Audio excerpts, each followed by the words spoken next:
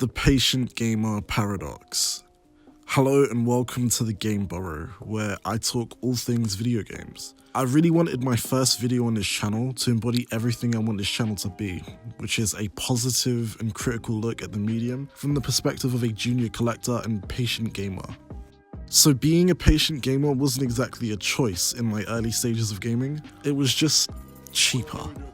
From a young age, I figured out when my mum would take me and my sister shopping that I could walk away home with a lot more DS games if I picked out the more cheaper titles as opposed to the new big release. These days I do often miss out on a lot of major AAA releases as they come, but I do take note of everything. Stuff that gets a lot of buzz and acclaim. Mere days ago, you can only blame your king's weakness. Who deserves his crown? Stuff that just looks good to me. Or death.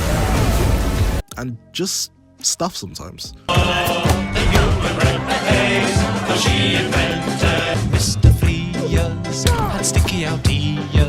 The obvious con to this is you can often miss out on big gaming moments. You just kind of have to be a bystander during a lot of the Game of the Year chatter, only to become furious in retrospect after having beat all the games in said conversation years later. Overwatch.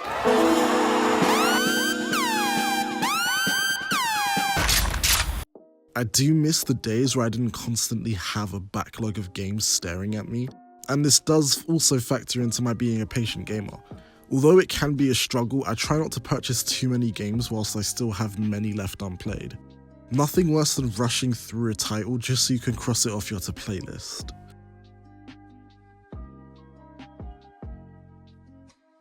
I long for the days where a new game purchase meant a new obsession, and in turn I'd play said game to death, sometimes until I became bored of it, often beating games on repeat.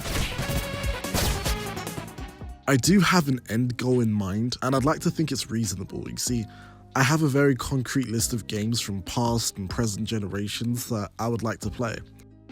I very rarely add to this because I pretty much know everything I want to play, which makes time itself my main adversary. Each year I'm adding maybe 4 or 5 major titles to my buy/playlist, so the rate at which I'm beating the games I already own whilst not lightning fast will inevitably catch up to my separate list of current releases I plan to own. At that point, my true endgame is to simply revert back to my old ways, let gaming become a bit more casual, anticipate a new release, buy it at release, full price, why not? Oh, really? Yeah, why not? What's she like? I love being a patient gamer, getting complete editions bug-free for a fraction of the price, and sometimes experiencing a game a while after everyone's moved on from it allows for a unique perspective to form.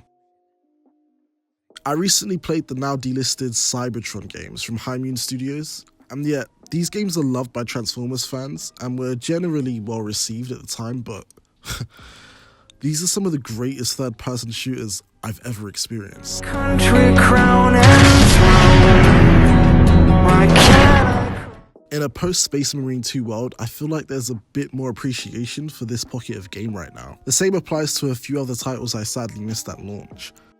Sunset Overdrive, Guardians of the Galaxy, Titanfall 2, Prey, Mad Max, etc. Timing is everything, but that's also why I kinda have a guilt about being a patient gamer. I love video games. I want to support this industry as best as I can. So when I play a great game many years after release that didn't sell well and as a result never got a sequel, I only have myself to blame.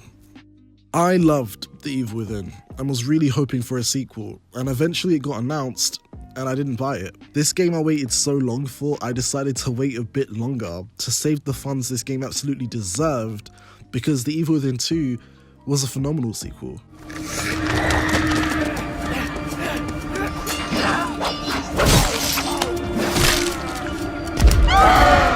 Being a patient gamer sometimes feels like being at war with your own hobby. I already know a few within the community who bend the knee to indie titles whilst letting the AAA stuff pile up until the time's right.